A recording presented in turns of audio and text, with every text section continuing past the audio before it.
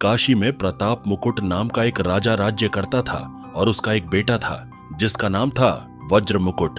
एक दिन राजकुमार अपने दोस्त दीवान के लड़के के साथ शिकार खेलने जंगल में गया। घूमते घूमते वे एक तालाब तक पहुंच गए जहां कमल के फूल खिले थे और हंस किलोल कर रहे थे।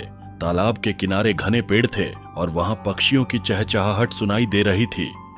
राजकुमार और उसका मित्र तालाब के पानी में हाथ मुंह धोने के बाद महादेव के मंदिर की ओर बढ़े। वे मंदिर में दर्शन करने के बाद बाहर आए और देखा कि तालाब के किनारे राजकुमारी अपनी सहेलियों के साथ स्नान करने आई है। दीवान का लड़का वहीं पेड़ के नीचे बैठ गया, लेकिन राजकुमार की नजरें तो जैसे राजकुमारी पर ही थम गईं। वह मोहित हो गया। राजकुमारी भी उसे देखती रही और फिर उसने अपने जूड़े से एक कमल का फूल निकाला, उसे अपने कान में लगाया, फिर दांत से कुतरा और फिर उसे अपनी छाती से लगा लिया। राजकुमार के मन में तूफान सा आ गया। वह अपने मित्र के पास गया और बोला, मैं इस राजकुमारी के बिना नहीं रह सकता, लेकिन मुझे न तो उसका नाम पता है न ठिकाना। वह कैसे मिलेगी?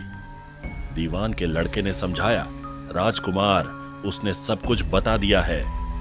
कैसे? राजकुमार ने पूछा। वह कमल का फूल सिर से उतारकर कान में लगाती है, इसका मतलब है कि वह कर्नाटका की है। दांत से कुतरा तो वह दंतबाट राजा की बेटी है और पांव से दबाया तो उसका नाम पद्मावती है। राजकुमार ने खुशी से भरकर कहा, अब मुझे कर्नाटका जाना है। और दोनों दोस्त कर्नाटका की ओर निकल पड़े। कई दिन यात्रा करने के बाद वे एक बुढ़िया के पास पहुंचे जो राजा के महल के पास बैठी थी। उन्होंने उससे रहने की जगह मांगी और बुढ़िया ने उन्हें प्यार से अपने घर में जगह दी।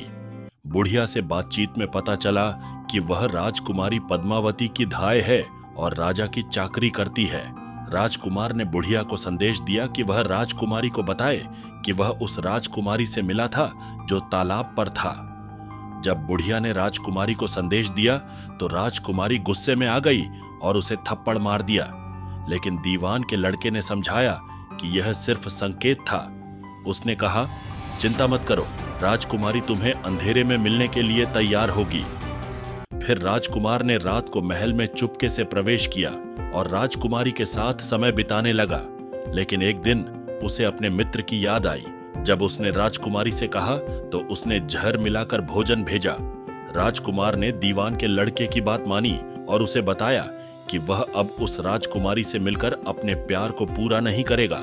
दीवान के लड़के ने फिर एक योजना बनाई और राजकुमारी के गहनों के साथ उसे पकड़वा दिया। राजा को इस पर विश्वास हुआ और उसने राजकुमारी को देश निकाला दे दिया। राजकुमार और उसका मित्र अब खुशी से अपने नगर लौट आए। इतनी घटनाओं को सुनने के बाद बेताल ने राजा से पूछा, राजन, यह बताइए कि पाप किसको लगा? राजा ने कहा, पाप तो राजा को लगा। दीवान के बेटे ने अपने स्वामी का काम किया, कोतवाल ने राजा की बात मानी और राजकुमार ने अपनी कामना पूरी की। राजा का यह कहना था कि बेताल फिर उसी पेड़ पर जा लटक गया। राजा बेताल को लेकर फिर यात्रा पर निकल पड़े। कहानी तो यहीं खत्म होती है, लेकिन बेताल ने कहा, राजन, एक और कहानी सुनाता हूं।